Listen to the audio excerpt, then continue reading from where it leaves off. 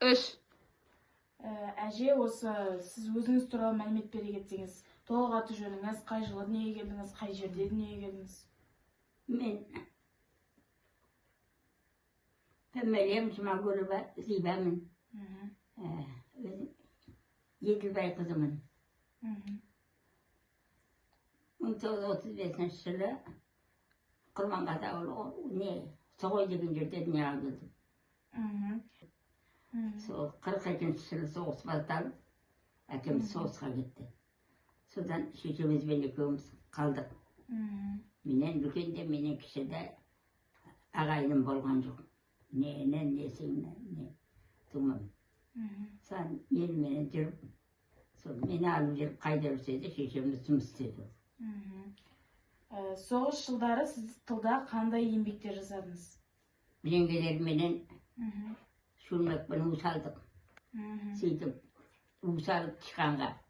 Сонда жұмыс істедім. Осы соғыс жылдарындағы сіздің есіңізде қалған оқиғаңыз? Иә. Содан шешеміз шөп-шебет кәтелмен сосын әлгі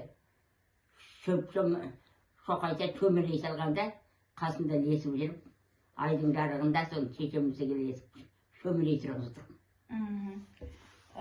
Осы қиын қыстау кезеңдеріне, яғни сіз жұмыс жасаған кезде, сізге кім күш қуат берді? Осы жұмыстар жасауға сізді не итермеледі? Содан кейін енді белгілікті жұмыс істедік қой, есейгесін жерде. Қалқозға ертеді де қалқоз болады, соны шешемізге лесіп жүріп, еңбек еттік. Сіз осы бүгінгі жастарға не айтқыңыз келеді? Енді жастарға ерінбей еңбек еткен тәуір көрем. Осы оқыған сабақтарын оқып, жемістерін жеп, сол оқығандарын еңбегі қайтып, оқуларына түсіп, табысты еңбек етіп, сол жемісін жесе деп ойлаймын. Бақытты өмір сүріп, алдағы уақытта.